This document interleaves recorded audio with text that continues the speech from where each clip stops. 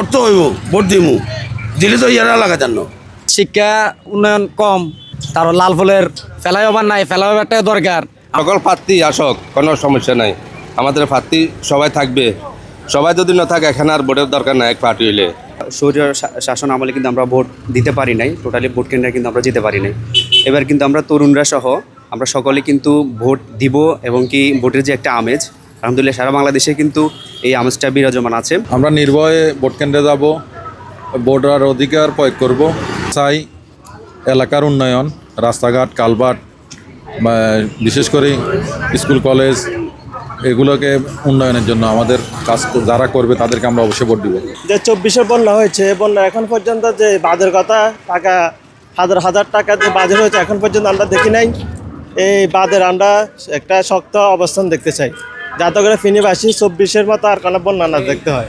যোগ্য একদম প্রার্থী মনে করেন দেশের জনগণের কাজ করবে, জনগণের মনে করেন না যে দেশের এই গরিব দুর্নীতি আছে এগুলোর দিকে একটু দেখবে, রোড গার্ডস এগুলা দেখবে, মনে করেন পরিস্থিতি এগুলো মনে করেন সন্ত্রাস মাদক এগুলার থেকে মনে করেন এগুলা দূরে থাকে।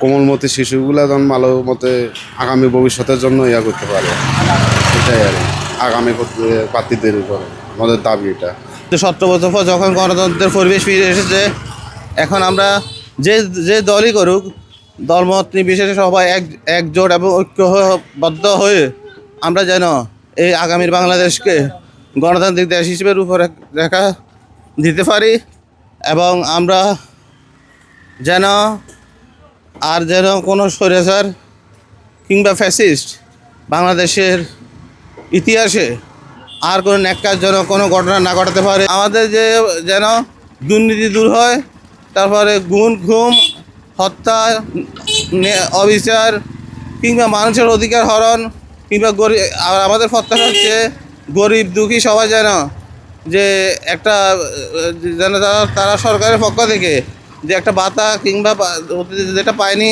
এমন একটা ব্যবস্থা যেন হয়। দরজায় কড়া নাড়ছে ত্রয়োদশ জাতীয় সংসদ নির্বাচন। ভোটারদের কাছে স্পষ্ট, তারা আর কোনো প্রতিশ্রুতি নয়, চায় দৃশ্যমান পরিবর্তন, দুর্নীতিমুক্ত প্রশাসন, উন্নত শিক্ষা, চিকিৎসা, স্বাস্থ্যসেবা। এটি এখন তাদের প্রধান প্রত্যাশা। ভোটারদের এই প্রত্যাশা কতটা প্রতিফলিত হবে প্রার্থীদের ইস্তেহার ও রাজনৈতিক বাস্তবতায়, সেটি এখন দেখার অপেক্ষা। মুস্তাফিজ মুরাদ, দৈনিক ফেনী।